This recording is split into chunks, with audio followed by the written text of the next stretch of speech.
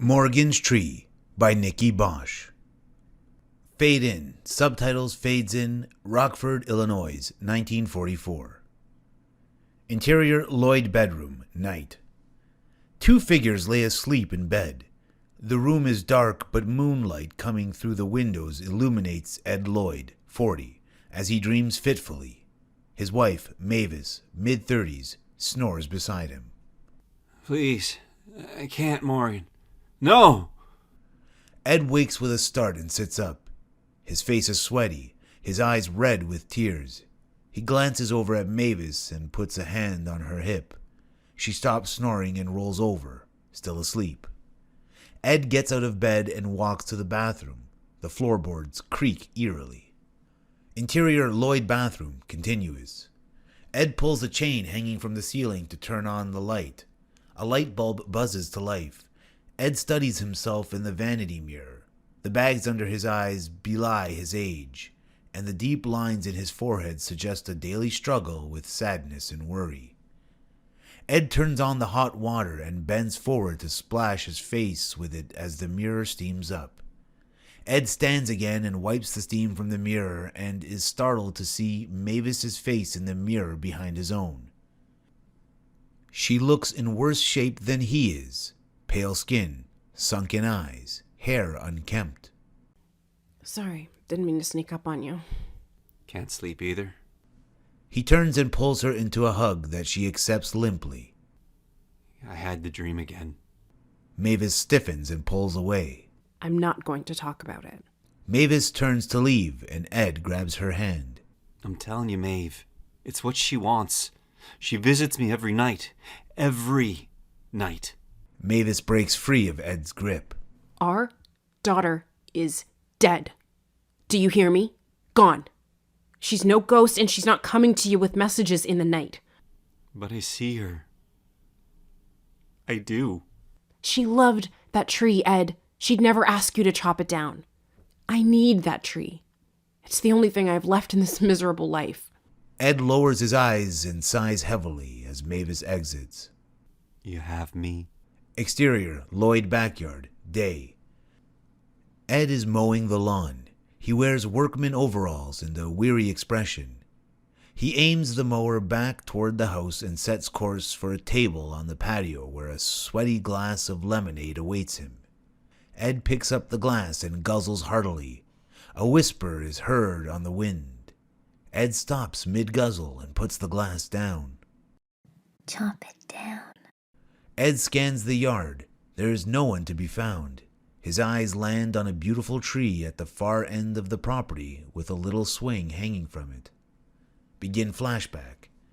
Exterior, Lloyd backyard, day. Ed mows the lawn during a happier time. He's younger looking, vibrant.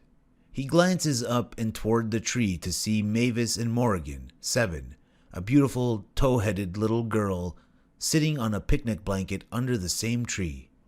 Mavis and Morrigan are laughing together. Their voices carry softly as they sing together.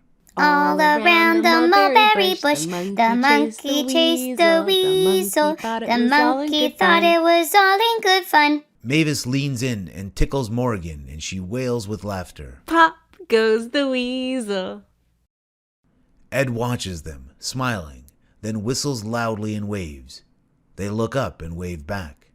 Ed approaches and Morrigan runs to him with open arms. Daddy, will you swing me? Way up high so I can fly? Of course I will, sugar snap. Ed hoists her up and carries her to the swing. She squeals with glee as he pushes her higher and higher. Mavis watches from her spot on the blanket, beaming at her family. How about a picnic for lunch? Great idea, Daddy. He looks at Mavis and she smiles and nods. You two play. I'll make some sandwiches. Ed watches Mavis walk away, her pretty flowered dress blowing in the breeze. Chop it down. End flashback. Ed returns from his memory with tears in his eyes. He turns to push the mower toward a small shed on the property when a loud crash comes from the building. Ed runs to check it out. Interior, shed, continuous. Ed bursts through the door. Get out of here, damn raccoons! Ed looks around. The coast is clear, but a large axe has fallen to the ground from its spot on the wall.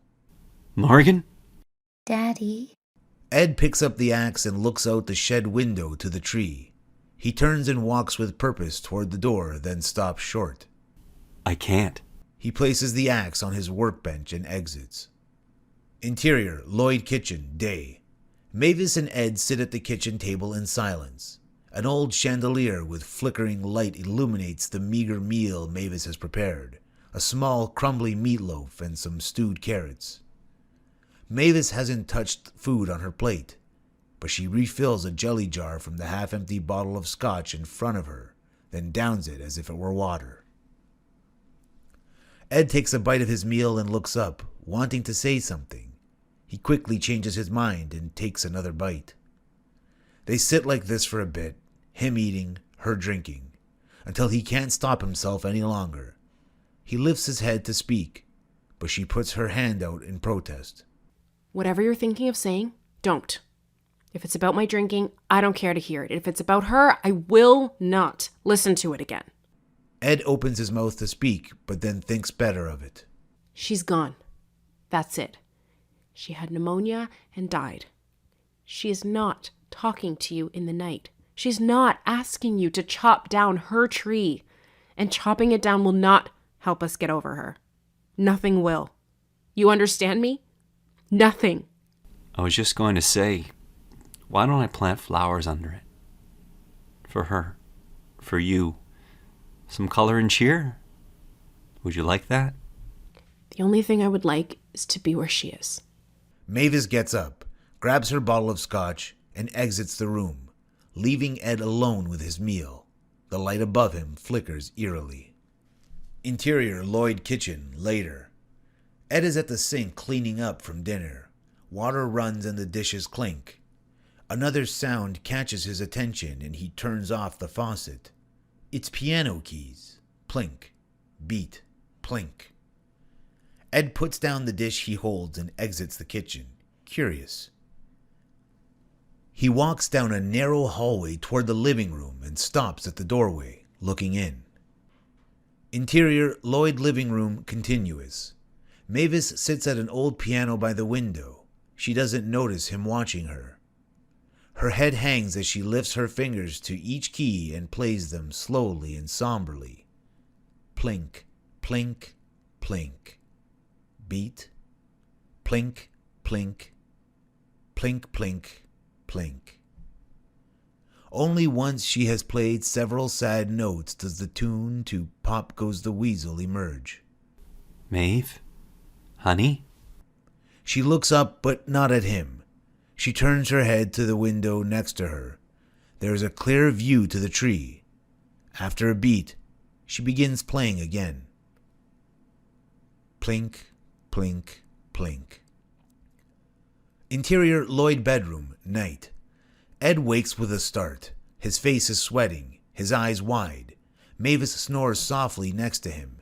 He glances over at her and puts a hand on her hip. She stops snoring and rolls over. The bottle of scotch on her nightstand is empty. Interior, Lloyd bathroom, continuous. Ed pulls a chain hanging from the ceiling to turn on the light. A light bulb buzzes to life. Ed looks at himself in the vanity mirror and turns on the hot water. Ed bends forward to splash his face with it as the mirror steams up. When he stands to face the mirror, he sees the words, "Chop it down," scrawled into the steam. Interior, Lloyd bedroom, continuous. Ed rushes into the room and shakes Mavis. Mavis, come look. It's on the mirror. What? For God's sake, Ed. Ed grabs her hand and tugs her out of bed. You'll see. She was here. Interior, Lloyd bathroom, continuous. Ed hurries into the bathroom, dragging Mavis behind him. The water is still running and steam has filled the air. Ed points to the mirror. Look, there! The mirror is blank, only steam. Mavis slaps him in the face, hard. Stop it! Just stop! She's not here. She will never be here again. Our life as we knew it is over. You hear me? Over. It's over. Something takes hold of Mavis as she says those words. Her eyes become vacant as she stares past him, trembling. all over. It's over. Ed reaches out to hold her, but she leans away from him. She turns and stumbles out of the room. Ed wipes the steam from the mirror and looks at his haggard reflection. When he walks away, Morrigan's reflection can be seen in the mirror. She's crying. Exterior, Lloyd back porch, day. The day is dark. A summer storm is brewing. Ed stands alone, leaning on the banister, staring at Morrigan's tree. A few freshly planted daisies sway beneath it. The whipping wind almost sounds like laughter as the little swing bobs wildly. The screen door behind him creaks open and Mavis emerges. Ed turns to her and smiles. Planted some daisies. What do you think? Mavis stares out into the distance and nods. I see that. They're fine. They both look to the tree in silence. It's clear they see different things. You know, you and I, we can still be happy. She would want that. I want that. It doesn't really matter what anyone wants in life, does it? I want to be with her, but I can't. The two stand in silence for several moments. Ed reaches for her, and she leans away, offering only her hand. They look at each other for a moment. Ed smiles. I love you. We can make a new life somewhere, anywhere, a fresh start. Please let me try to make you happy again. If you really loved me, you would understand that there is no way for me to be happy. The wind howls, leaves rustle. The words "chop it down" whisper softly amidst the din. Ed searches Mavis's face. She can't hear it. Mavis drops his hand and turns to go inside, letting the screen door slam behind her. Interior Lloyd bedroom, night. Mavis and Ed lie in bed. Mavis snores softly, but Ed is wide awake. The moonlight coming through the window illuminates his face as he watches the heavy rain drum against the glass. Thunder claps, and a moment later, lightning flickers and Morrigan's face appears at the window, and then it's gone. Ed bolts up in bed and rushes to the window. Morrigan! Wind and rain whip outside, and the shape of a figure can be seen running toward the tree. Chop it down. Chop it down. Chop it down. Ed runs out of the room. Exterior, Lloyd back porch, continuous. Ed exits the house and runs toward the shed. The rain soaks him to the core. Ed emerges from the shed, axe in hand, face determined. He sprints toward the tree, a man on a mission. Chop it down. Chop it down. I will, Sugar Snap. I will. Ed arrives at the tree and begins chopping wildly. Bark flies and sticks to his face as the storm rages on. Ed takes all of his anger and sadness out on the tree, grunting and crying as he chops. Interior Lloyd bedroom, night. Mavis wakes up to thunder and sees that Ed is not in bed. She springs up and rushes to the window. Lightning illuminates the figure of Ed at the back of the property, chopping the tree. No. Ed! She runs from the room in her nightgown. Exterior, Lloyd back porch, continuous. POV behind Ed's back as he chops. Mavis emerges from the house and slips down the porch stairs, falling to the ground. When she stands, she is covered in mud, but races toward the tree. Ed! Ed, no! Mavis's cries cannot be heard over the raging storm. Ed continues to chop. The tree is beginning to give way. All along the cobbler's bench, the monkey chased the weasel. The monkey fell down and oh, what a sound. Pop goes the weasel. Mavis stops short. She heard it that time. Morgan? Baby? Mavis turns around to see Morrigan standing behind her, her sweet face smiling, her hair and nightgown wet with rain. Mavis's face lights up. She opens her arms to welcome Morrigan back to her. Ed's final chop hits the tree trunk. The tree falls in slow motion. falling on Mavis where she stands. Only then does Ed turn to see her. Mavis? Ed rushes to her, but it's clear it's too late. She is pinned under the tree, eyes open but lifeless, blood dripping from her mouth. Ed sobs uncontrollably. He pulls her out from under the weight of the tree and cradles her body. He is racked with sobs as the storm rages on. No. Mavis, no. Plink, plink, plink. Exterior Lloyd backyard, day. Ed lies sleeping next to the tree holding Mavis's body. His pajamas are soaked through and covered in mud and dirt. The sound of laughter wakes him.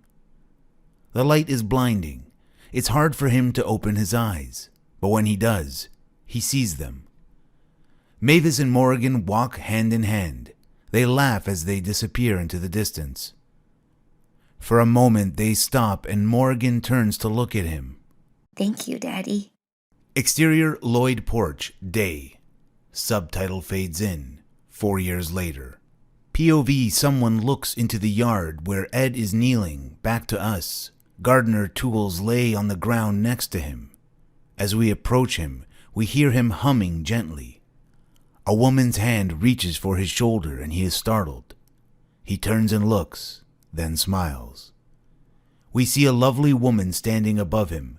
She has red hair that curls around her face and sparkling blue eyes. She smiles a dimpled smile. They're about done now, sweetheart. She turns to look behind her and we see 2 men carrying boxes down the back porch steps. They are bringing them to a moving truck in the driveway next to the house. Perfect timing. What do you think? Ed stands up next to the woman and we see she is pregnant. They both look down to the spot where he was working. A pretty little tree sapling stands in a mound of fresh dirt. Dew shimmers on the leaves. Next to it is a wooden marker. It reads, Mavis and Morgan's tree. In my heart, I will always be where you are. I think they'd be happy. Ed reaches out to pull her to him, and she leans into him lovingly. Me too. POV from behind the sapling as Ed and the woman turn and walk away. The leaves of the sapling dance joyfully in the breeze, as if waving goodbye. Fade out.